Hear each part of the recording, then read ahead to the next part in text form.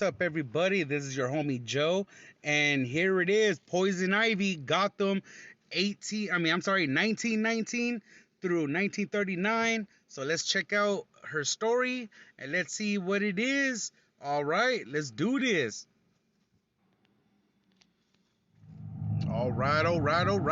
Let's see how it's going to be. The following story and photos are from King's book, Gotham 1919 to 1939, by Russell S. Beatty. Available from www.giantpandaking.com. Oh, and he's doing a live interview with Your him. discretion is advised. So you guys make sure you check it out this Saturday. All right.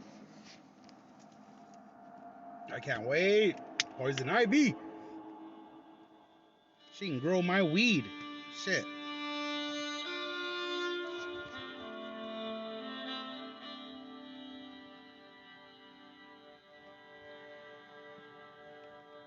Pamela Lillian Isley was born to a wealthy, progressive family. Her mother was from France, having met Pamela's father in America. Early on, education was one of the family's top priorities.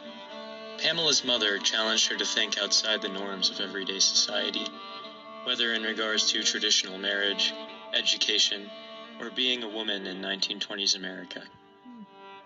This led to a very strict educational regimen for Pamela, as well as extensive household rules. From a young age, Pamela felt very small next to the high expectations of her parents.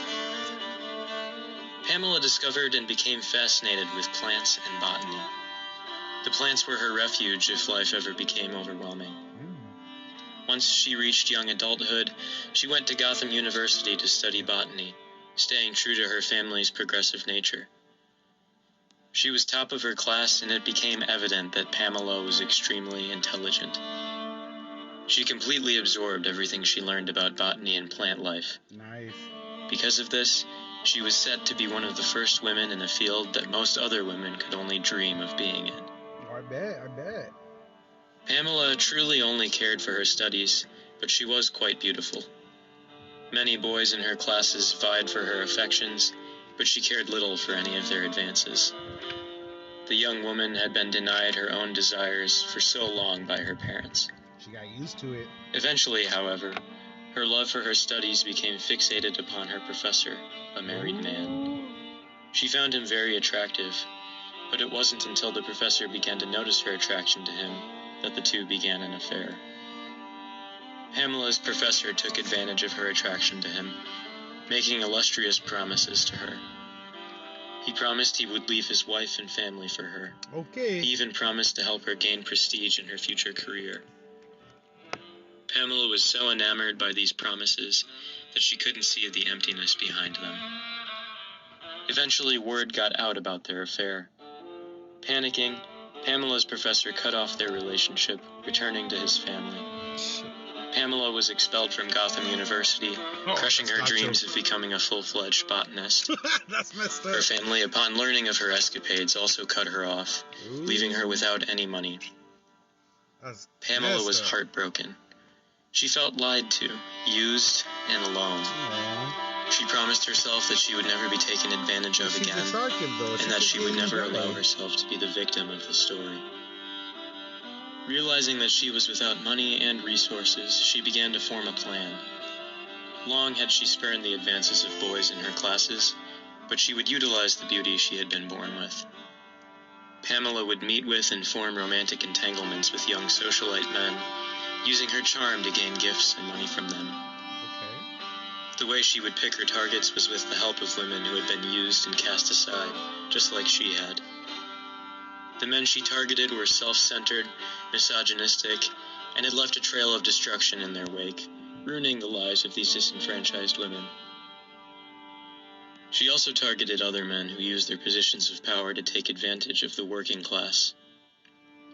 This worked to an extent, but she soon began to realize that when these men became too attached, it jarringly reminded her of her professor. She couldn't stand it, and realized she needed a way to break off these relationships when they had reached the limit of their usefulness.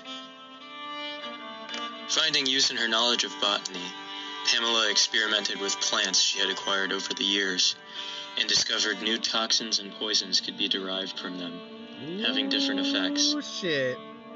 Some could paralyze, and some proved lethal. What? She tended toward the latter. What? That's crazy. Pamela laced these poisons into her perfume and lipstick. She also developed antidotes for her own use in order to build up a resistance to the toxins she developed. Now, when a relationship had reached its end, she would bestow the kiss of death upon the men who had unwittingly given her their hearts. That's sick. Police were baffled by the strange string of deaths. They had difficulty locating any common threads other than the fact that these men were all wealthy and allegedly corrupt. Right. The fact that these men were so enamored with her ended up helping the police. One of her victims was found clutching a framed photograph of her, even as he lay dying. This helped the police to determine their first and most likely suspect. The local newspapers had a field day with Pamela, giving her the moniker Poison Ivy. That's right. Due to her beauty and the nature of the killings. Poison Ivy's base of operations was a hole-in-the-wall, decommissioned flower shop in the Bowery called Baudelaire's. Here she could cultivate her plants and remain undetected. The building had been abandoned for years and would remain so, making a perfect hideaway. Even after the discoveries made by police, she still managed to stay undetected for quite a while. Ivy became very good at covering her tracks, and the police never knew which socialite men would be her next victim. One of the, quote, golden goose, unquote, prospects she had her eyes set on was Bruce Wayne, Gotham's prince. But she never managed to find good opportunities to get close to the millionaire. He's too smart for that. Although she managed to stay one step ahead of the police, Ivy eventually found herself in over her head. Once the Batman and the Batgirl became involved in the investigation, they soon found the commonality in the plants the toxins were being derived from. The trail led back to Baudelaire's, where Ivy had been hiding. She was apprehended by the masked vigilantes and turned over to the GCPD. Okay.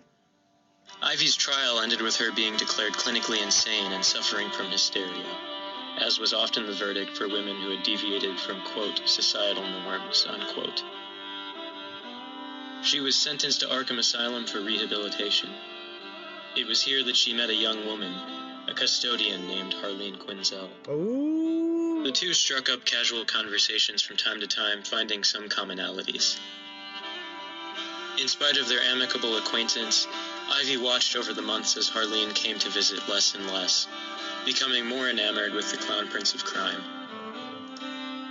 Ivy thought it a monumental waste. Harleen seemed nice, and it was well known by most that Joker was manipulative. She watched Harley spiral to the point of freeing the Joker and becoming a criminal herself. In the confusion of their breakout, Poison Ivy also escaped. She had gotten her hands on plants from Arkham's garden yard, and she used it to poison her guard and steal his keys. While the rest of Arkham's staff was distracted by the Joker and Harley, Ivy made a break for it, escaping into the woodlands surrounding the asylum. After her escape, Ivy managed to track down Harley. Joker and Harley had gone on a cross-country crime spree after their escape, but eventually they returned to Gotham. Ivy sent Harley correspondence, and the two remained in touch. After another of the Joker's incarcerations, Harley was distraught, and the two met up, going on a brief crime spree of their own. They called it a girls' night out, and robbed numerous convenience stores. Gotham Sirens? Ivy's encouragement and friendship to Harley was one of the reasons that Harley Quinn was eventually able to leave the Joker and their toxic relationship, setting out on her own. It was determined that Harley and Ivy may even have been romantically involved, due to some of the correspondence between the two of them. It would have been a secret romance due to the injustices and prejudices faced by lesbian and gay couples in the 1920s. It's a big don't-know. No one can say with absolute certainty what became of Poison Ivy. She managed to evade police, falling completely off their radar. By the end of her criminal career, she had become a master at covering her tracks, and her murders had died down. Some reports of murders similar to her MO appeared out of Europe, and it is speculated that she may have moved to France to live out her days in her mother's homeland. Poison Ivy's crimes were a wake-up call for the wealthy men of Gotham. While her methods had been extreme, and the ends did not justify the means, Ivy's pain had been real. The emotional manipulation perpetrated by her professor had been unjust, and represented ideals among Gotham's socialite circles that were corrupt, sexist, and demeaning. Whatever became of her, Poison Ivy became somewhat of an urban legend after her disappearance. Even now in Gotham, children tell tales of the Witch of the Bowery and warn each other not to venture out at night. Still others see her as a hero, having struck back at those abusing their power against women and the working class. Poison Ivy will long be remembered in the annals of Gotham's history as a highly controversial, even mythological figure. That's dope, dude. That was a good story. I like that one. What do you guys think of the story? I love how eventually she was able to catch up with Harley Quinn. That's a good story. I was wondering how the ending was going to be. Leave a like, comment, subscribe. Let me know what you guys think about these videos, man. This is a good documentary. I like it. Shout out to Panda King.